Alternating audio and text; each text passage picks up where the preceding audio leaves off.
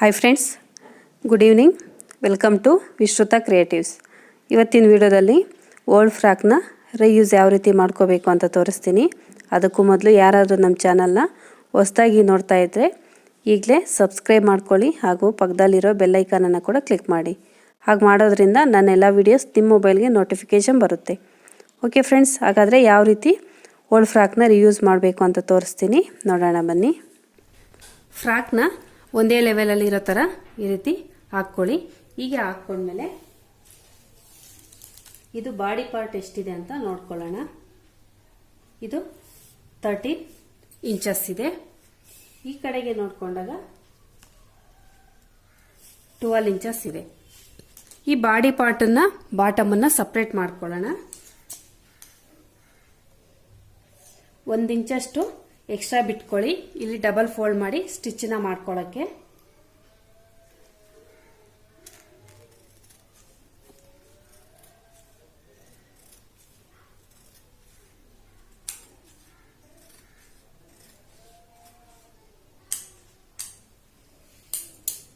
ಹೀಗೆ ಸಪ್ರೇಟ್ ಮಾಡಿಕೊಂಡು ಇಲ್ಲಿ ಜಿಪ್ ಇದೆ. ಇದರಲ್ಲಿ ಜಿಪ್ ಆಲ್ರೆಡಿ ಹೋಗ್ಬಿಟ್ಟಿದೆ. ಇದನ್ನ ಓಪನ್ ಮಾಡ್ಕೊಳ್ಳೋಣ.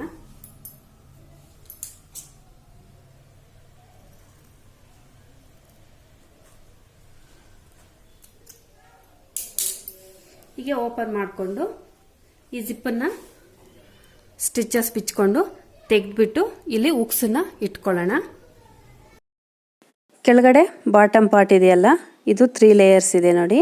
ಈ 3 ಲೇಯರ್ಸ್ಗೂ ಸೇರಿಸಿ ಒಂದೊಂದು ಸ್ಟಿಚ್ಚನ್ನು ಹಾಕ್ಕೊಳ್ಳೋಣ. ನಾವು ಕಟ್ ಮಾಡ್ಕೊಂಡಿರೋದ್ರಿಂದ ಅದು ಓಪನ್ ಆಗಿರುತ್ತಲ್ಲ, ಸೊ 3 ಲೇಯರ್ಸನ್ನು ನೀಟಾಗಿ ಜಾಯಿನ್ ಮಾಡ್ಕೊಳ್ತಾ ಮೊದಲಿಗೆ ಒಂದು ಸ್ಟಿಚ್ಚನ್ನು ಹಾಕ್ಕೊಳ್ಳೋಣ.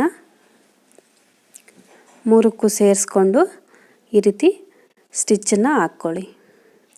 ಒಳಗಡೆ ಲೈನಿಂಗ್ ಪಾರ್ಟ್ ಇರುತ್ತಲ್ಲ, ಲೈನಿಂಗ್ ಇದರಲ್ಲಿ 2 ಲೇಯರ್ಸ್ ಇದೆ. ಕಾಟನ್ ಮತ್ತು ಪಾಲಿಸ್ಟರ್ ಎರಡೂ ಕೂಡ. ಮೇಲೆ ಮೇನ್ ಕ್ಲಾತ್ 3ಕ್ಕೂ ಸೇರಿಸ್ಕೊಂಡು ಈ ರೀತಿ ಮೊದಲಿಗೆ ಒಂದು ಸ್ಟಿಚ್ಚನ್ನು ಹಾಕ್ಕೊಳ್ಳೋಣ. ನಂತರ ಇದಕ್ಕೆ ನಾವು ಬೆಲ್ಟನ್ನು ಸ್ಟಿಚ್ ಮಾಡ್ಕೊಳ್ಳೋಣ. ಈ ರೀತಿ ಒಂದು ಸ್ಟಿಚ್ಚನ್ನು ಹಾಕ್ಕೊಳ್ಳಿ. ಹೀಗೆ ಒಂದು ಸ್ಟಿಚ್ಚನ್ನು ಹಾಕ್ಕೊಂಡ್ಮೇಲೆ ಇದಕ್ಕೆ ನಾವು ಬೆಲ್ಟನ್ನು ಸ್ಟಿಚ್ ಮಾಡ್ಕೊಳ್ಳೋಣ.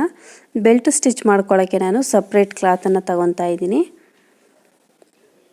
ಇದಕ್ಕೆ ಮ್ಯಾಚ್ ಆಗೋ ಥರ ಯಾವುದಾದ್ರೂ ಕ್ಲಾತನ್ನು ತಗೊಂಡು ನಾವು ಬೆಲ್ಟನ್ನು ಸ್ಟಿಚ್ ಮಾಡ್ಕೊಳ್ಳೋಕ್ಕೆ ಯೂಸ್ ಮಾಡ್ಕೋಬೇಕು.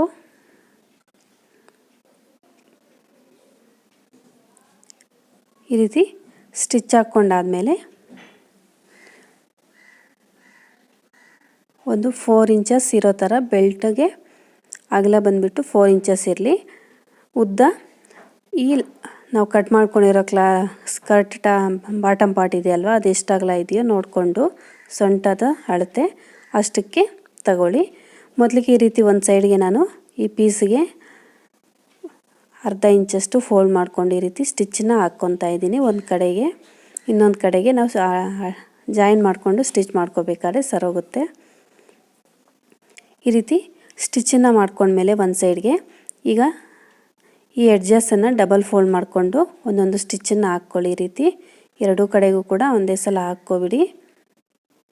ಹೀಗೆ ಸ್ಟಿಚ್ಚನ್ನು ಮಾಡ್ಕೊಂಡ್ಮೇಲೆ ಈಗ ಇದನ್ನು ನಾವು ಸ್ಕರ್ಟ್ಗೆ ಅಟ್ಯಾಚ್ ಮಾಡ್ಕೊಳ್ಳೋಣ. ಸ್ಕರ್ಟ್ಗೆ ಈ ರೀತಿ ಜೋಡಿಸ್ಕೊಳ್ತಾ ಸ್ಟಿಚ್ಚನ್ನು ಮಾಡ್ಕೊಳ್ಳಿ. ಅರ್ಧ ಇಂಚು ಮಾರ್ಜಿನ್ ಇರೋ ಥರ ಜೋಡಿಸ್ಕೊಂಡು ಮೊದಲಿಗೆ ಈ ರೀತಿ ಅಟ್ಯಾಚ್ ಮಾಡಿಕೊಂಡು ಸ್ಟಿಚ್ಚನ್ನು ಮಾಡ್ಕೋಬೇಕು. ಕಂಪಲ್ಸರಿಯಾಗಿ ಅರ್ಧ ಇಂಚು ಮಾರ್ಜಿನ್ ಅನ್ನೋದು ಇರಲಿ. ಆ ರೀತಿ ಜೋಡಿಸ್ಕೊಂಡು ಸ್ಟಿಚ್ಚನ್ನು ಹಾಕ್ಕೊಳ್ಳಿ. ರೌಂಡ್ ಫುಲ್ಲು ಕೂಡ ಇದೇ ರೀತಿ ಅಟ್ಯಾಚ್ ಮಾಡ್ಕೋಬೇಕು. ಇದು ಸ್ಕರ್ಟ್ಗೆ ಸೊಂಟದ ಅಳತೆ ಎಷ್ಟಿರುತ್ತೋ ಅಷ್ಟಗಲ ಬರಬೇಕು. ಇದು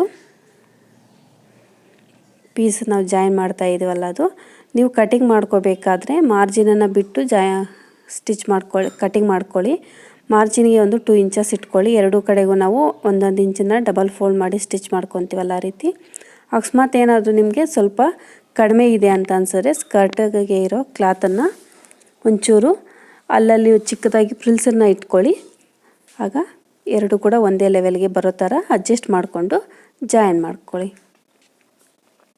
ಈ ರೀತಿ ಜಾಯಿನ್ ಮಾಡ್ಕೊಂಡ್ಮೇಲೆ ಈಗ ಇದನ್ನು ಮತ್ತೆ ನಾವು ಈ ಪೀಸನ್ನು ಫೋಲ್ಡ್ ಮಾಡಿಕೊಂಡು ಈ ಮಾರ್ಜಿನ್ ಇದೆಯಲ್ವ, ಸ್ಟಿಚಿಂಗ್ ಮಾರ್ಜಿನ್ ಇದು ಒಳಗಡೆಗೆ ಹೋಗಬೇಕು, ಬೆಲ್ಟ್ ಒಳಗಡೆಗೆ. ಆ ರೀತಿ ಹೀಗೆ ಫೋಲ್ಡ್ ಮಾಡ್ಕೊಳ್ತಾ ಸ್ಟಿಚ್ಚನ್ನು ಮಾಡ್ಕೊಳ್ಳಿ. ಅದ್ರ ಮೇಲೆ ಮತ್ತೆ ಒಂದು ಸ್ಟಿಚ್ಚನ್ನು ಹಾಕ್ಕೊಂಡ್ರೆ ಆಗುತ್ತೆ.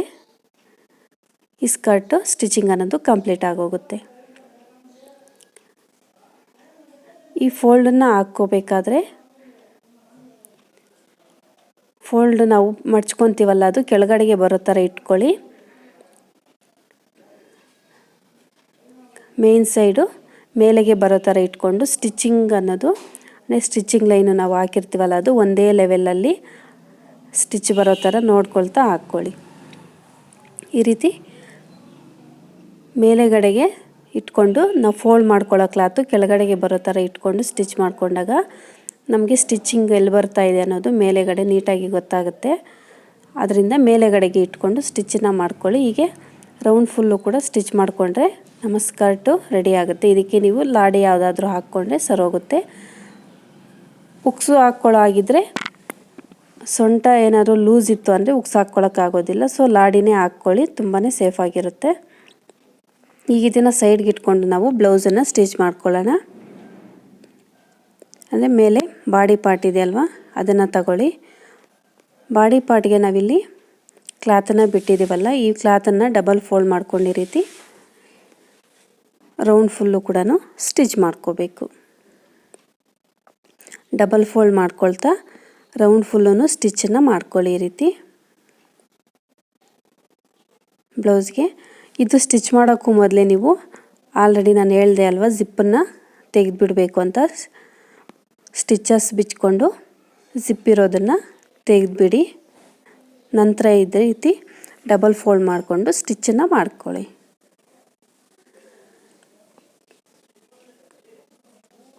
ಹೀಗೆ ಡಬಲ್ ಫೋಲ್ಡ್ ಮಾಡ್ಕೊಳ್ತಾ ಕ್ಲಾತ್ ಇರೋದನ್ನು ಒಳಗಡೆಗೆ ರಾಂಗ್ ಸೈಡ್ಗೆ ಬರಬೇಕು ಕ್ಲಾತ್ ಫೋಲ್ಡಿಂಗ್ ಅನ್ನೋದು.